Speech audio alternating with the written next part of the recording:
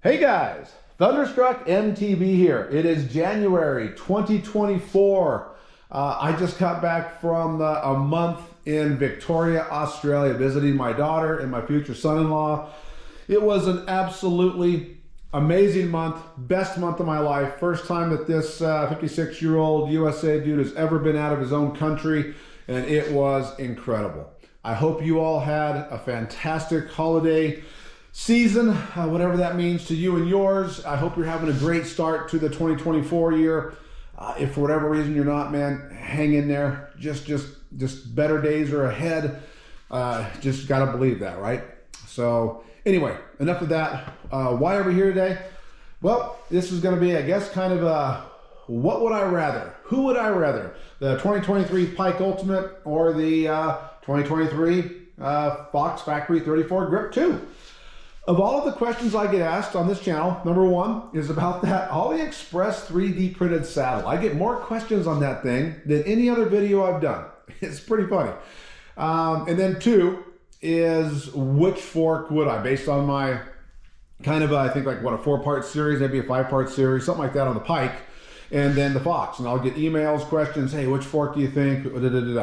So I thought, you know what better time than to do a video based on my own experience. This is to help you guys and gals out that may be thinking of each one of these two forks, because I believe they're both going to be relevant for another calendar year. With the bicycle industry being the way it is, I don't know that either of these manufacturers release something new this calendar year. With so much stock, they might just sit on that if they're going to and postpone that a year. So I bet both of these two forks are relevant for this calendar year.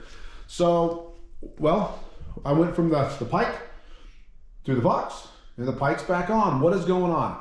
Well, here we go. This is just my opinion. I'm going to try to tell you what it is for me, and hopefully what I say will maybe steer you towards something, or even steer you away from something and save you some money and get you the best product you can for your use case. Me, 6 foot, 210 pounds, riding the SoCal high desert, good aggressive, cross country, 100% on this hardtail.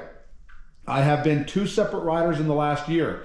I have been the rider I've always been, descending at the speed that I always descend, healthy was in air quotes for 55 years old. And then I had to have hand surgery and my shoulder blew up, and I became a rider who, once he got back on the bike, had been off for a while, got back on, I descended a lot slower, and I put a lot more emphasis on like comfort, off the top sensitivity, and my speeds were down, so I didn't care so much about support and things like that. So I've been 2 separate riders. My weight remained the same, but 2 separate riders. So I've been both riders on both forks. So as I was the faster guy, descending guy on the Pike, I liked everything about it, but I hated the off-the-top sensitivity. Every video will talk about that. I couldn't get the thing feeling good off the top, even when I was ascending good. Liked everything else about it, but the off-the-top sensitivity. Then once I became injured, surgeries, the whole 9 yards, and I put more priority on that off the top, and my speeds went down, then I really disliked the Pike and found a great deal on the Fox 34 and entered the Fox 34 factory. Installed that, and immediately, I think one video on that, and immediately it was like magic carpet ride on the Fox. Way better in every single way. Off the top sensitivity, more comfort, everything was great. Well, my speeds have started to creep up. My hand is 100%, which is awesome. I'm back to 100% with the hand, and my shoulder is really getting close to that as well. So my speeds, my aggression is starting to get back. One of my favorite downhills, my personal record is right at 3 minutes even. I was doing, while I was going the slower rider, I was about 335s down that almost consistently. So that's how much I backed off on the descent. Well, I still have this Fox on here. Before I put that on, I put up a 303, which was pretty impressive considering that personal record was a couple years old. So pretty happy with my speeds again. But what that higher speeds have done is it's sort of now exposed a little bit of this Fox 34. So here we go. What's going on is the Fox 34 feels great everywhere, except I'm noticing chassis flex front to rear. So I'm noticing just some front to rear flex is what it feels like in the 34 that I don't notice in the Pike. I tried over a 2-month span. I tried every setting I could think of. Changed air pressures, changed damping, both high speed, low speed, both compression, both rebound. All those did not fix any of the sensation that I was talking about, and they just made other things worse. Just made it harsher, made it ping off things, made it pack down, whatever. So I thought to myself, you know what? I got a perfectly good functioning Pike Ultimate 2023 in my closet, and I went ahead and I threw it up in the stand, serviced it, all brand new stuff, and thought, what the heck, let me go ahead and throw it back on. Threw it back on, went for a ride. Yes, that off the top lack of sensitivity compared to the Fox 34 Grip 2 is still there. It hasn't disappeared, but it feels remarkably better on the one area of the, we're going to call it chassis rigidity.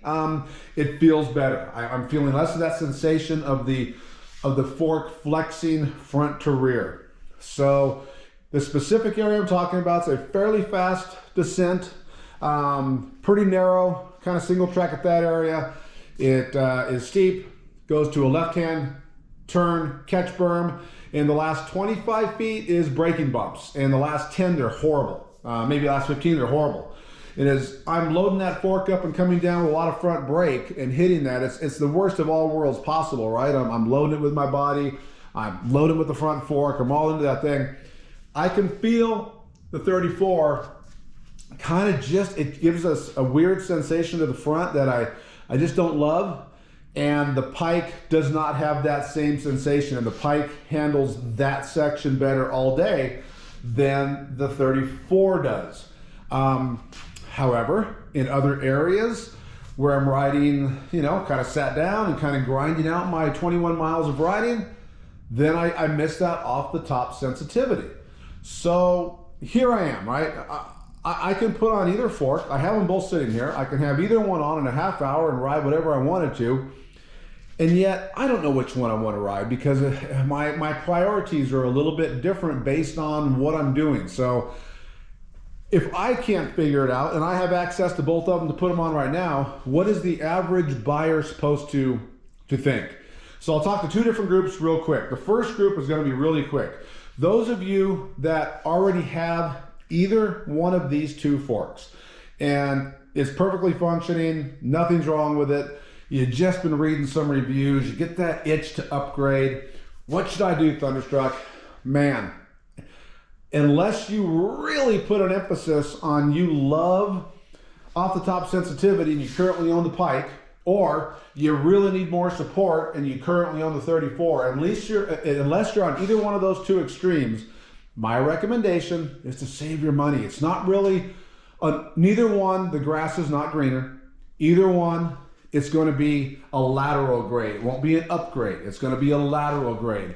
You're going to pick some up in one and you're going to give some away on the other. And it's not going to be night and day.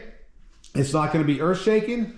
And I think at the end of the day, you might have wished you saved your money for the following calendar year, a different mod, something like that. Hold on to what you got. Try to do whatever settings you can to mitigate your issues. Really, there's nothing I could do to mitigate either, and go from there. You riders now, the second group that, you know what, you just stumbled across this video because you found it because in the next 72 hours, you are going to have one of these two forks, hell or high water, because you need one. Okay, if that's you, if you're a lighter rider, what do I mean by lighter? I would say if you're under 170 pounds, if you're under 170 pounds, I don't know, even if you rail and rip, I don't know that you're going to see the chassis flex that if you're, let's say 150 pounds and I'm 210, that's 60 pounds I got on you, and especially on a hardtail with that rear end just, pivoting and kicking up off that rear axle and throwing everything down to the front. I don't know that you're going to see that chassis flex like I would with the 34, and if you prioritize that off the top suppleness, I might go 34 if I was in that group. However, if you're a lighter rider and you just kind of ride mellow trails, it's 34 all day long, guys, all day long. If you're a lighter rider and you rip, little closer. If you're jumping and launching things It's a little bit closer. It's going to be your decision of which do you prefer. Do you prefer a little more N-stroke support, chassis stiffness, or do you prefer a little more off-the-top sensitivity if you're that lighter rider who just rips? I don't know. That's going to be up for you guys to decide. Heavier riders, if you're 210 geared up, if you're like a 220-pound rider, even if you're light, I would probably go with the, when I say light, if you ride kind of mellow trails, if you're 225, I would probably go with the Pike. Just based on the chassis, based on what I felt, I think the Pike would be the safer bet. Unless you really ride mellow trails at that size, and you know you're not going to be launching anything like I'm kind of talking about, and you like that magic carpet when I said that, and you kind of like that feel, then maybe go with the 34. But again, if you're 220 and up, you should be looking at the Pike if you're looking at these two, these two models of forks. If you're a heavier rider who rips, it's got to be this all day long. Probably the Lyric if you're looking at something like this, but if you're building a quote unquote downcountry bike, it's definitely the Pike over the 34. So, yes, Fox makes a 36 to go up to the next level for the bigger, faster rider. Yes, Rockshox makes the Lyric, ditto. Hell, they also make a Zeb, they make a 38, right? But for these two forks, these are cross-shopped pretty continually, pretty usually. These two are cross-shopped. And again, boy, in a perfect world, there would be a fork sitting right here in the middle that would have the structural rigidity of the Pike and the N-stroke support of the Pike and almost that bottomless feel, but would have the off-the-top sensitivity of this 34 GRIP2 factory. And that fork, whatever you call it, would be sitting here and be absolute perfection. So anyway, there you guys kind of go. Again, I'm a guy that could put either one of these two on, and the fact that I'm still up in the air and don't know which one I'm going to settle on, hell, next video, you could see the 34 back on. I have no idea where I'm going with this, guys, but I thought it was a great time to do this video. These forks will be relevant. They're out there. The prices have plummeted since I purchased, especially the Pike. The Fox I got a great deal on, but the Pike I paid, ultimate release retail back when I got it. The end of 2022, I believe.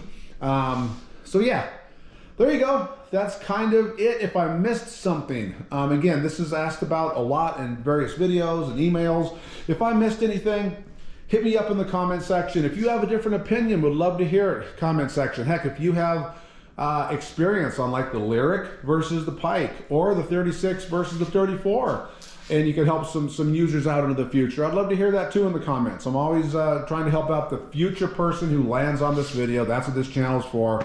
Again, I get nothing out of this, obviously. And there you go. So anyway, guys, gals, we gonna have some videos coming up here. We got a brand new set of Shimano XTR 9120 brakes, front and rear. Even though I have a video saying that the Shimano 6100s are all the brake anybody needs. What the hell, Thunderstruck? Why are these on there? Well, that's for a video. We have a 50 mil rise Tidal AH1 bars, suddenly up to 50 mil rise from 35. What is going on here?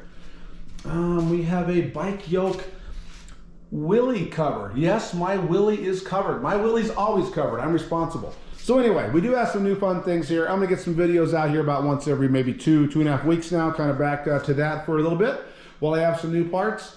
Other than that, guys, gals, hope everything is going good. Great to see you and talk to you again from the other side of the screen, and I hope everything is going fantastic. All right, guys, thanks for watching. See you.